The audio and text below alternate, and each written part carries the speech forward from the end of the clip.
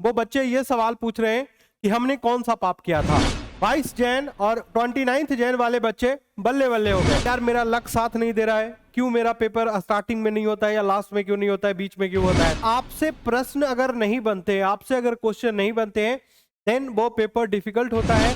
And then की जब आपसे क्वेश्चन बनने लगते हैं तो वो पेपर बिल्कुल इजी होता है। का पेपर इजी रहा, 23 का पेपर जो है मॉडरेट टू डिफिकल्ट रहा, 24 का पेपर मॉडरेट टू डिफिकल्ट रहा, 28 का पेपर मॉडरेट टू डिफिकल्ट रहा और 29 का जो पेपर है वो इजी रहा। क्या पेपर कट ऑफ जो है वो डिफिकल्टी के अनुसार बनेगा, क्या कट ऑफ इजी के अनुसार बनेगा? जिन स्टूडेंट का एग्जाम 23 जैन, 24 जैन और 28 जैन को पढ़ा था, वो बच्चे ये सवाल पूछ रहे हैं कि हमने कौन सा पाप किया था कि मुझे पेपर डिफिकल्ट दिया गया। वहीं पे 22 जैन और 29 जैन वाले बच्चे बल्ले बल्ले हो गए क्योंकि उनको पेपर इजी मिला। ये प्रश्न वो बच्चे पूछ रहे हैं जिनका एग्जाम 23, 24 और 28 जैन को था, क्योंकि उनके दोनों शिफ्ट में जो है पेपर डिफिकल्ट देखने को मिला है। ऐसे में तमाम प्रश्न ये उठते हैं कि क्या इस तरीके से एनटीए जो है अलग अलग शिफ्ट में जिस तरीके से एग्जाम ले रही है और पेपर का जो लेवल है वो डिफरेंट होते जा रहा है, तो ऐसे में क्या संभावनाएं बनती है कि बच्चे जो है वो डिमोरलाइज नहीं हो सकते। उनको ये चीज जरूर लगेगा, यार मेरा लक साथ नहीं दे रहा है, क्यों मेरा पेपर स्टार्टिंग में नहीं होता है या लास्ट में क्यों नहीं होता है, बीच में क्यों होता है। तो बच्चों मैं आपको इस सवाल का जवाब देता हूं, क्योंकि ये बात मैं ये नहीं बोल रहा हूं कि ये मैंने बोला है कि 29 का पेपर बिल्कुल एकदम चिंदी था। बच्चे ने कमेंट करके जरूर बताया है। यहां पे आप देखिए बच्चे ने बोला है कि बिल्कुल चिंदी पेपर था 29 का। तो चिंदी पेपर होने का रीजन क्या था? दूसरी चीज है बच्चों कि यहां पे एक बात और समझने की आपको जरूरत है कि आखिर आपसे प्रश्न अगर नहीं बनते, आपसे अगर क्वेश्चन नहीं बनते हैं, देन वो पेपर डिफिकल्ट होता है। एंड देन की जब आपसे क्वेश्चन बनने लगते हैं तो वो पेपर बिल्कुल इजी होता है, उस बच्चे के भाषा में बिल्कुल चिंदी होता है। लेकिन बच्चों यहां पे समझना ये बहुत जरूरी है कि ये जो आपका जनवरी अटेम्प्ट हुआ है, इससे आपको क्या क्या सीखनी चाहिए, किन किन बातों पे ध्यान रखनी चाहिए और किन किन चैप्टर पे ध्यान रखनी चाहिए। अब मैं आपको एक बात जरूर बताना चाहूंगा कि फिजिक्स का पेपर 29 जैन का जो मॉर्निंग वाला शिफ्ट हुआ बिल्कुल इजी ही रहा, डिफिकल्ट नहीं रहा। केमिस्ट्री का भी इजी रहा, एनसीईआरटी बेस्ड क्वेश्चन पूछे गए, और मैथमेटिक्स लेंदी रहा। अब मैथ्स तो थोड़ा लेंदी होता ही है तो वो होगा ही, तो उसमें कोई बड़ी बात आपको देखने को नहीं मिलेगी। अब एक और बात है कि जिस तरीके से 22 का पेपर इजी रहा, 23 का पेपर जो है मॉडरेट टू डिफिकल्ट रहा, 24 का पेपर मॉडरेट टू डिफिकल्ट रहा, 28 का पेपर मॉडरेट टू डिफिकल्ट रहा और 29 का जो पेपर है वो इजी रहा। तो जब आप 5 डेज का जब आप देखोगे, easy, moderate, difficult, easy, difficult, difficult, difficult and easy, तो ऐसे केस में कट ऑफ पे क्या असर पड़ेगा? क्या पेपर कट ऑफ जो है वो डिफिकल्टी के अनुसार बनेगा, क्या कट ऑफ इजी के अनुसार बनेगा? मेरा ऐसा मानना है कि 3 डेज पेपर डिफिकल्ट रहा और 2 डेज पेपर इजी रहा। ऐसे केस में जो कट ऑफ है वो बिल्कुल मीडियम रहेगा और सेम सिचुएशन जो 25 में हुआ था वही सेम सिचुएशंस आपका जो है 24th में भी हुआ है। तो कहीं ना कहीं कट ऑफ जो है वो 24th के आसपास ही रहने वाला है, जिस तरीके से 24th में कट ऑफ रहा है। बच्चों नंबर ऑफ स्टूडेंट जो है इस साल 13.8 लाख जो है अपीयर हुए, उसमें भी 24th में भी 14 लाख बच्चे अपीयर हुए थे। तो जो अपीयर बच्चे हैं वो बिल्कुल समान है, उसमें बहुत ज्यादा का डिफिकल्टी नहीं, अंतर नहीं देखने को मिल रहा है। अब यहां पे जो हमने आपको एक्सपेक्टेड कट ऑफ बताई है बच्चों, ये एक्सपेक्टेड कट ऑफ अगर मैं जनरल वाले बच्चों की बात करूं तो 93 to 94 परसेंटाइल रहने वाला है। ओबीसी की बात करूं तो 79 to 80 परसेंटाइल रहने वाला है। ईडब्ल्यूएस की बात करूं बच्चों तो 81 to 82 रहने वाला है। एससी की बात करूं तो 60 to 61 रहने वाला है और एसटी की बात करूं तो 47 to 50 रहने वाला है।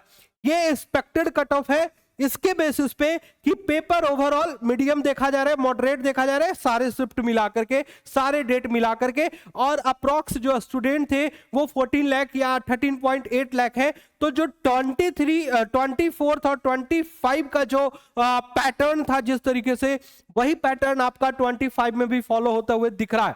अब उन बच्चों के लिए मैं बात करना जरूर चाहता हूं कि आपका एग्जाम तो ओवर हो गया, अब एग्जाम आपका ओवर हो गया और अब आपके दिमाग में दो चीजें चल रही है। आप एक तो YouTube पे वो वीडियो देखना पसंद कर रहे हैं जिसमें आपको ये कोई बता दे कि मेरे मार्क्स पे, आपको ये बता दे कि मेरे मार्क्स पे मुझे NIT कॉलेज मिलेगा कि नहीं मिलेगा। आपके दिमाग में ये प्रश्न जरूर चल रहा होगा। बच्चों, सबसे पहले आप कमेंट में ये बताइए कि आपका स्कोर क्या आ रहा है। आपने जिस तरीके से अगर आंसर की मिलाया होगा, आपने सॉल्यूशन देखा होगा, उसके बाद आपको पता चल गया होगा कि आखिर आपके मार्क्स कितने आ रहे हैं। आपके मार्क्स के बेसिस पे मैं आपको पूरे तरीके से बताऊंगा कि आपको कॉलेज मिलते हुए दिखेगा कि नहीं दिखेगा। खैर, अगर आपको कॉलेज NIT मिल रहा होगा या IIIT मिल रहा होगा या GFTIS मिल रहा होगा, ठीक है, लेकिन आपका जो एग्जाम है, आगे जो एग्जाम है, खास करके ड्रॉपर वालों का, वो जेईई मेंस का जो सेशन है, सेशन 2 है, वो आपका अप्रैल में होने वाला है। अब आपको पूरे तरीके से अप्रैल की तैयारी में लग जानी चाहिए, और अप्रैल की तैयारी में कैसे लगनी चाहिए वो भी मैं आपको यहां पे समझाने की कोशिश करूंगा। अप्रैल की तैयारी ऐसे करनी है, अप्रैल एग्जाम की तैयारी ऐसे करनी है जैसे आपको पूरा पेपर 22 से लेकर के 29 जैन का पेपर पूरा तो पहले एक बार चेकआउट कर लीजिए, पूरे तरीके से चेकआउट कर लीजिए। PDF आपको मिल जाएगा, नहीं है तो टेलीग्राम चैनल ज्वाइन कर लीजिए मेरा, वहां पे मिल जाएगा।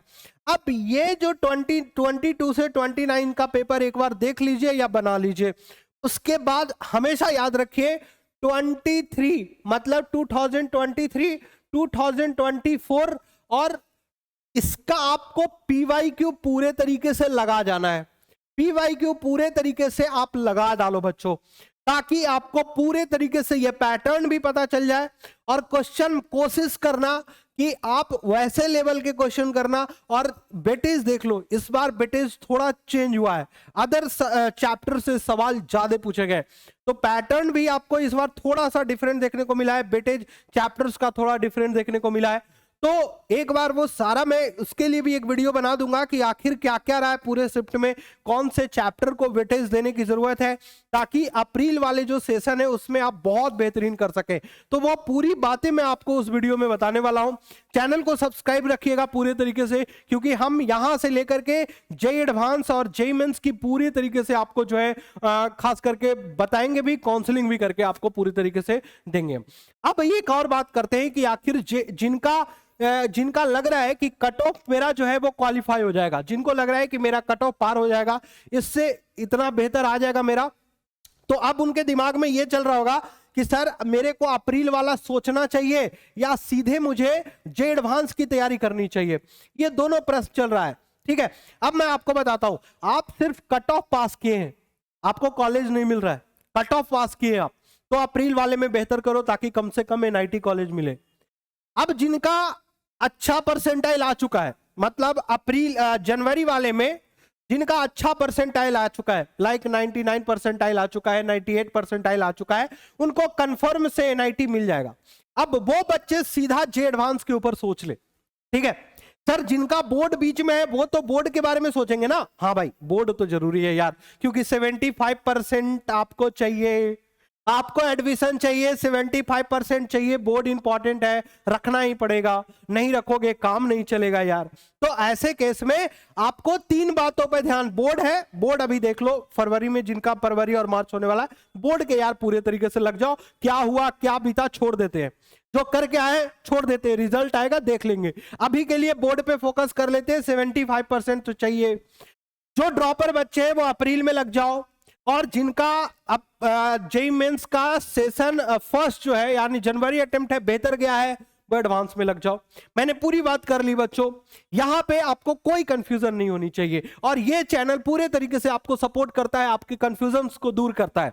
सब्सक्राइब रहिएगा। मेरा नाम मृणाल कश्यप है, मैं फाउंडर और डायरेक्टर हूं MCM इंस्टीट्यूट पटना का। बच्चों आपको मैं एक बात हमेशा कहता हूं कि देखिए, आपके अंदर अगर जुनून है तो रास्ते आसानी से आपको मिल जाएंगे। मेहनत पे हमेशा फोकस कीजिएगा, हार्ड वर्क पे हमेशा फोकस कीजिएगा, आपको आपकी मंजिल जरूर मिलेगी बच्चों। शुक्रिया, मिलते हैं नेक्स्ट वीडियो में। जय हिंद, जय भारत।